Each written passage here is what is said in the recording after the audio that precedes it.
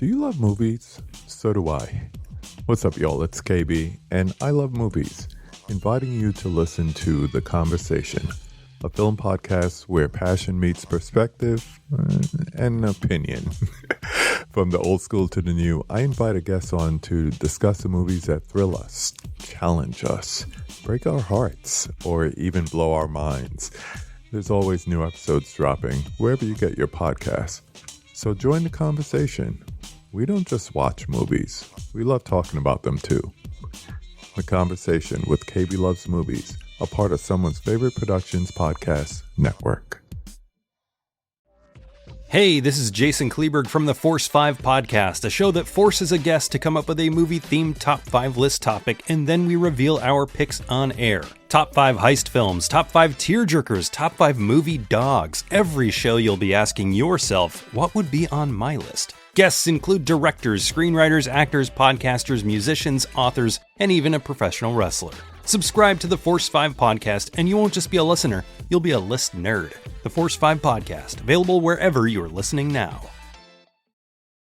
Blow it out your bunghole.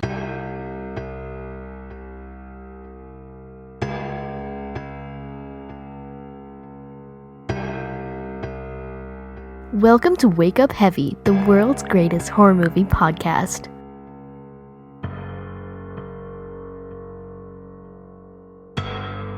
Hello, and welcome to Wake Up Heavy Recollections of Horror. This is Mark Begley, your host, and this is my look back at October viewings, watch list, recommendations, etc., and a look ahead at future recordings, guest spots, if there are any, and the like.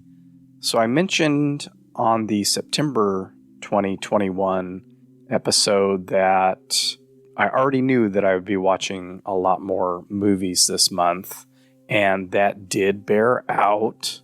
Most of them were rewatches, though, and I try to watch new stuff as much as possible, but October is that warm and fuzzy time of year for people like me, and I tend to lean towards those movies that I really love. Plus, I knew that Cleo was going to want to watch a bunch of spooky movies, and most of those were going to be movies that I had already seen, so that all bore out as I expected. Some of my favorite rewatches, and these first 4 happened on October 1st, and this is why, as well, I mentioned that this would be a busier month, because I had already watched like 5 or 6 movies in one day. Starting with Tales from the Crypt, one of those wonderful portmanteau/omnibus anthology films. This one is especially great because it has the story with Joan Collins getting murdered by the insane Santa Claus. I watched Razorback, which I mentioned as a programming note on that episode as well. It's still on Shudder, I believe, and it also played on TCM this month during an all-day When Animals Attack marathon. And I watched most of those other movies. I'll bring those up in a little bit. Towards the end of the day, when I'm finishing up work and before my wife and daughter get home, I usually just put TCM on and watch whatever's on there. So I caught The Bad News Bears, the original, which I hadn't watched in years. Forgot just how hysterical that movie is. A lot of F-slurs in it, which, you know, as time has gone on, I didn't remember. I probably wouldn't have thought much about it back then. Really struck me as excessive this time. But it is a Walter Matthau showcase, and I was still on that Walter Matthau kick. Blow it out your bunghole. And then I finished it up with that day with Harold and Maude, which is one of those cult movies that I found out about back in the early 90s and watched way back then and loved and still love. And I hadn't seen that one in a while. Well, maybe a few years. And it's just a joyous, joyous movie. Well, if you want to sing out, sing out. And if you want to be free, be free. I watched Young Frankenstein at least once this last month. It played on TCM, I believe, and I think it's also on Prime, and I popped it on one day as background, and then I've caught it, bits and pieces of it, a few other times during the month. I watched A Bay of Blood, aka Twitch of the Death Nerve, and that was for an episode of the Culture Cast, and I'm not sure if that's out yet. If it is, I will direct people towards that on the website. And that movie is a heck of a lot of fun. A proto-slasher that has been aped in many other movies, including the Friday the 13th series. TCM, as I mentioned, I'm not sure which day of the week it was during October, but they would have a marathon day. And the first one I caught was a bunch of Hammer films. 2 or 3 of the Dracula films, 2 or 3 of the Frankenstein films.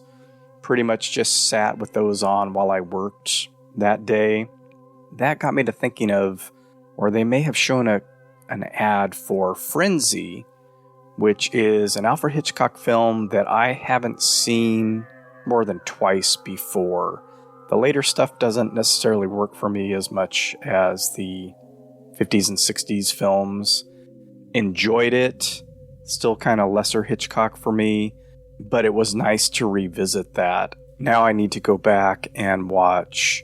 Oh shoot, I forgot what the other one is, with Bruce Dern. Anyway, I need to catch up on some of the later Hitchcock films. The name of the movie is Family Plot, also starring Karen Black. During some of my justwatch.com perusing, I stumbled upon Naked Lunch on Tubi.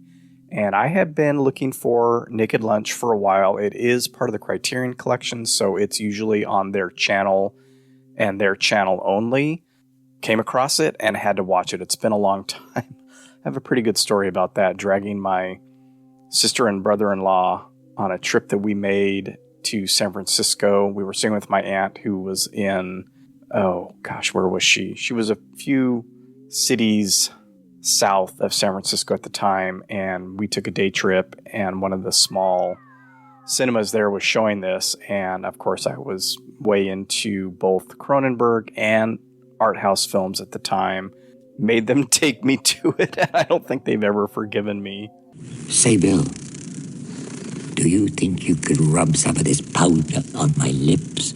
And it still holds up, and it's still one of my favorite later Cronenberg films. I got an inkling to watch some David Lynch, and I couldn't really make up my mind as to what to watch, and I didn't want to start something that I wasn't going to finish, so I threw on my old DVD that I bought from his website back in the early 2000s of his short films, and just let the thing play, and he does introductions for all the short films. It just reminded me of my time in England and being able to catch The Alphabet and the Grandmother on the big screen, and how exciting that was for me back then. And then I watched the Eraserhead stories that came with that DVD, which I bought from his website. And then I discovered this Dutch apple pie, and then I got the bill for, the piece of Dutch apple pie, and I had to stop, doing that. And then I was in a grocery store, and I saw a Dutch apple pie, almost exactly the same price for a whole pie as it was for one slice at Hamburger Hamlet. Didn't end up watching any movies, but got a pretty full meal of Lynch craziness. Okay, on to watches with the family and or Cleo. So as a family for spooky season, we watched Night Books, a new film on Netflix with Kristen Ritter. I had heard some good things. I think Cleo enjoyed it pretty well. I didn't get that much out of it. It's not bad. Something just didn't click for me with it. But check it out on Netflix if you have that. We watched Paranorman. I don't think I had seen all the way through before, and I really enjoyed that one. We watched as a family Sleepy Hollow, the one with Johnny Depp. Again, hadn't seen it for a while. We're starting to get into lesser Tim Burton years, at least in my opinion. But that was a lot of fun. And Johnny Depp is usually a kick in his Tim Burton appearances. We watched the new Dune. I thought I wasn't going to care for it at all, so I was pleasantly surprised that I enjoyed it as much as I did. And I sort of knew already that this wasn't going to be the full story, but it ends fairly abruptly, so just know there's going to be a part 2. He plans on trying to film some of the other books as well, but we'll see about that. For he is the Kwisatz Haderach. We watched Little Shop of Horrors, another one I hadn't seen in a long time. I went and saw that in the theater when it came out. Not being the biggest musical fan in the world, I didn't really care for it back then, but I've grown to appreciate it more and more. Again, watching it with Cleo can help me appreciate some of these movies a little better. We watched the original Carrie, and just a side note, on Halloween, the projection booth released a 4-hour episode on Carrie, and you should definitely go check it out. There are interviews with Piper Laurie, William Catt, and Nancy Allen, along with a couple of authors who have written books on either Carrie specifically or Stephen King adaptations. And one of the co-hosts is Keith Gordon, who was in Christine and a bunch of other movies. And he's been a guest on their show a number of times, and he is really fun to listen to. So check that out. And I believe that Cleo enjoyed Carrie quite a bit. We watched... This was one of our unsuccessful attempts, and I kind of had a feeling this one might be a tough watch for her. We tried to watch the American remake of The Ring. It's creepy as hell, and we got as far as the closet scare and had to stop. Cleo had some trouble sleeping that night, and I don't blame her. And I think if we had continued, it would have been even worse, because that movie is creepy, but it's also just full of dread. I think we made the right decision by stopping. We watched the new Muppets Haunted Mansion on Disney+. It was cute. Kind of felt really cheaply made. I guess my cynical old man persona is coming out here. I didn't care much for it. I think Cleo liked it. I think my wife enjoyed it. We were trying to clear out the trauma of The Ring at this point, and something lighthearted was best suited to end the night. And we kind of continued that into the next day. Cleo kept asking, what can we watch? And so I was trying to think of horror comedies, and we landed on Shaun of the Dead, which went over really well with her. Kind of forgot how much swearing there is in that, but it's that British swearing. It's how they talk, so we passed it off. And then we rounded out the night, and this was yesterday actually on Halloween. We rounded out the night with another horror comedy, one that I really like, Tucker and Dale versus Evil. Oh, it's the pancakes. You hate pancakes. I'm going to make you something else. I think those were both pretty successful with her, and my wife enjoyed them as well. And then for just Cleo and I, we watched some classics and some newer films as well.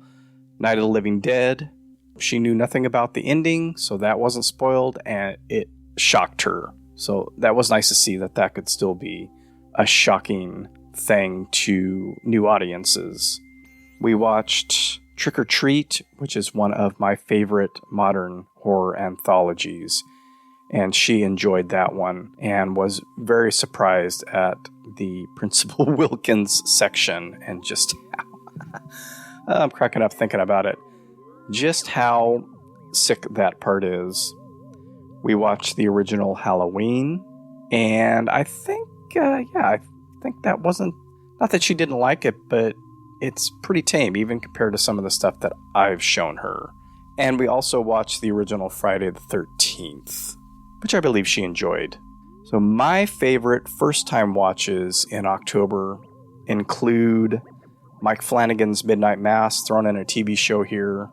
They're basically long movies, though. And my wife and I binged that a couple nights early in October. I think Hill House is still my favorite of his Netflix series, but this was pretty good. And yes, that 5th episode is absolutely devastating.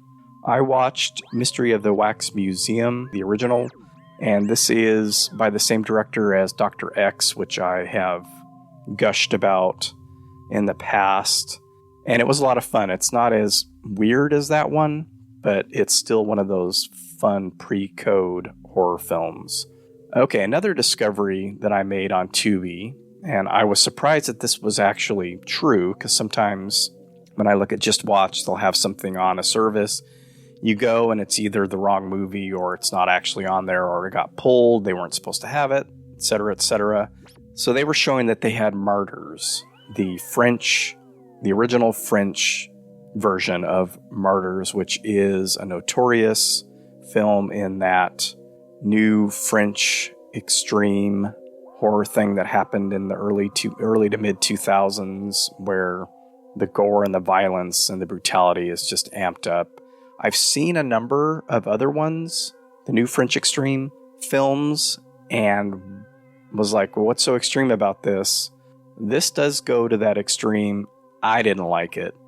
It just seemed like it was bent on showing women get just absolutely brutalized, and that was the sole purpose of it. You may feel differently, that's fine. You know, opinions, they're just movies, but I didn't care for it. I've seen 3 of this guy's movies, and I liked one, and the other 2 I thought were just absolute trash. I watched the new Slumber Party Massacre, which is on Sci-Fi, I believe. This will probably end up on Shudder at some point. A couple of other Sci-Fi originals have ended up on Shudder, and I'll probably rewatch it just to see if there's much difference. I heard it was edited. I couldn't tell. Not that I had anything to compare it to. The gore seemed intact to me. I didn't notice any weird cuts or anything, but they do blur out a guy's butt crack, kind of edited for TV. It was a lot of fun.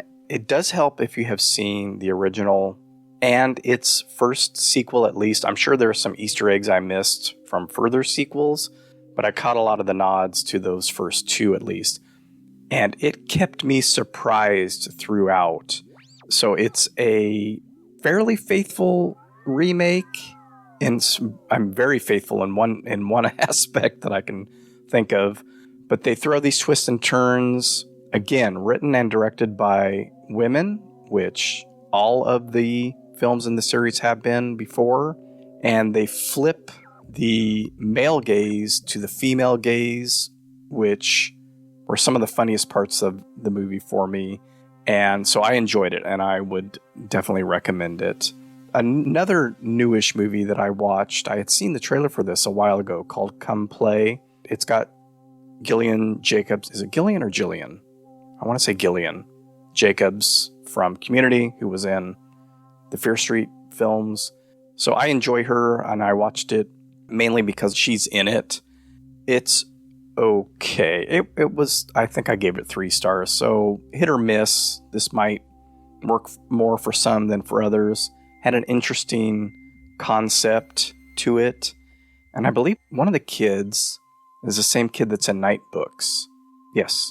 And then I finally I tried to watch this a while back, or I was going to watch this a while back. It's called Black Moon. It's a Louis Malle film, and it's a take on Alice in Wonderland, and it's set during a gender war in the future. Very strange, very surreal, and very fun. Kind of lags during the middle, but it's so odd and strange that I had a blast watching it, and caught myself cracking up during a lot of it too, and just going like, what in the hell is going on here?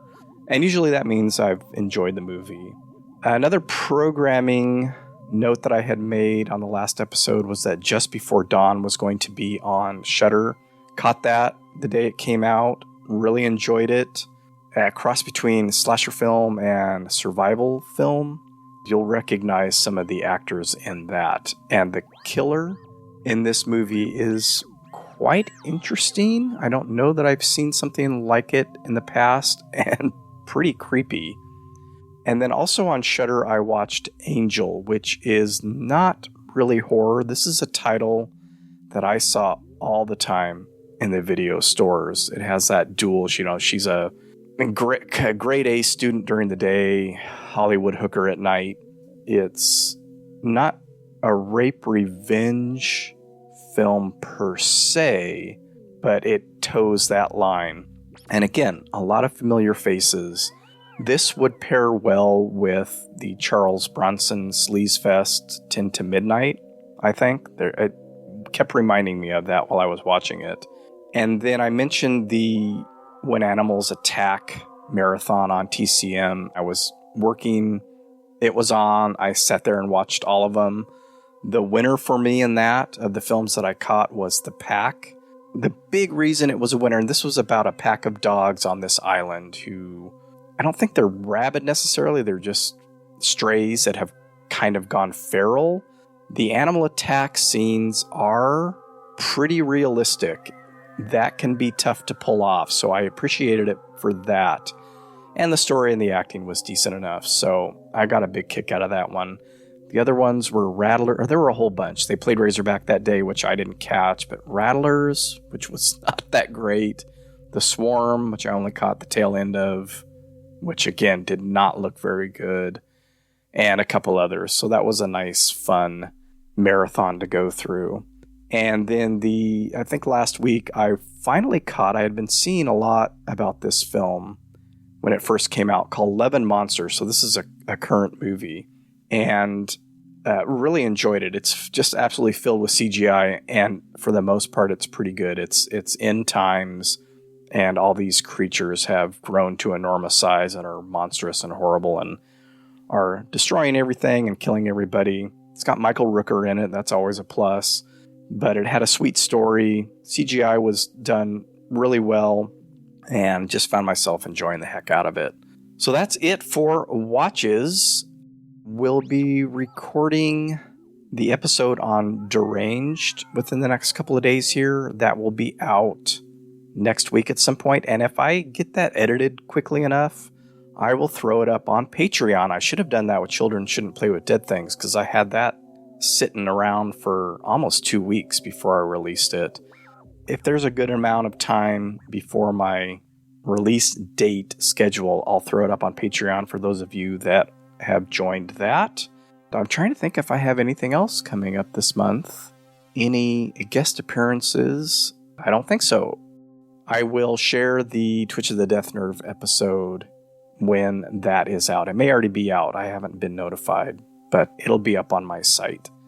Even though October is over, that's no reason to stop watching scary movies. I know I don't stop. All right, thanks for listening. Have a great day. Have a wonderful November. Stay safe, be smart, and don't forget. Anything can happen when you wake up heavy. Blow out your bunghole. Are you a film fan who loves the ultimate home video experience? Look no further than The Disconnected. Your host, Ryan Verrill, is your go-to source for the latest and most accurate information on home video releases, exclusive interviews with industry insiders and filmmakers, and has established a thriving community where every film and physical media enthusiast feels welcome. From hidden gems to blockbuster hits, The Disconnected brings you insider knowledge and a welcoming space to share your love of cinema. Watch every Thursday night at 9:30 Eastern, 6:30 Pacific for the live announcements show, and follow The Disconnected on social media to stay updated. Subscribe to The Disconnected on YouTube or on the podcast provider of your choice, and dive into a world where every movie night is an adventure.